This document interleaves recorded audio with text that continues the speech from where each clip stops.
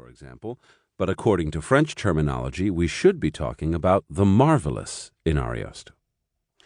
The fantastic story is born at the beginning of the 19th century with German Romanticism, but during the second half of the 18th century, the English Gothic novel had already explored a repertory of motifs, settings, and effects, especially macabre, cruel, and horrifying effects, which the Romantics employed profusely. And since one of the first names that stands out among them because of the achievement of his Peter Schlemiels belongs to a German author, born a Frenchman, Adalbert von Chamisso, who brings to his crystalline German prose a lightness typical of the French 18th century, we see that the French component is also essential from the first. The French 18th century makes a twofold bequest to the Romantic fantastic story. First, the spectacular pomp of the marvelous tale, from the féerique at the court of Louis XIV to the oriental phantasmagorias of the 1001 Nights, discovered and translated by Allan. And second, the linear, direct, and cutting style of the Voltairian philosophic tale, where nothing is gratuitous and everything tends toward a single end.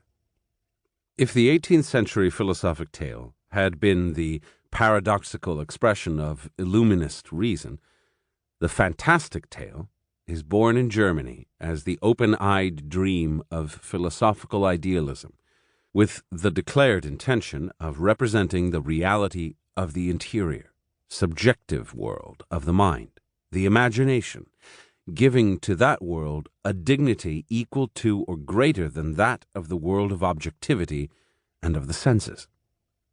For that reason, it too presents itself as a philosophic tale, and here one name stands out above all others: E.T.A. Hoffmann. An anthology should delineate its own limits and impose some rules on itself. This one has adopted the rule of including a single text by each author.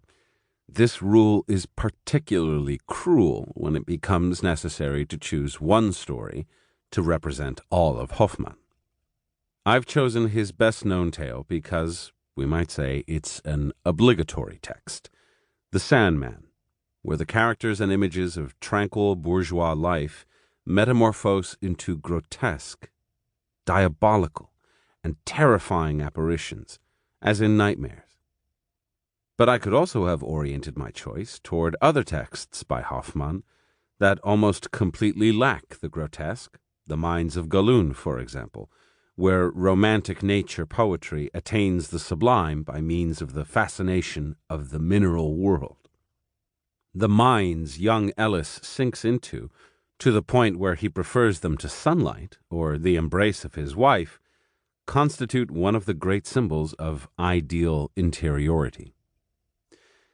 And here we see another essential point that any discussion of the fantastic must take into account: attempts to clarify the meaning of a symbol.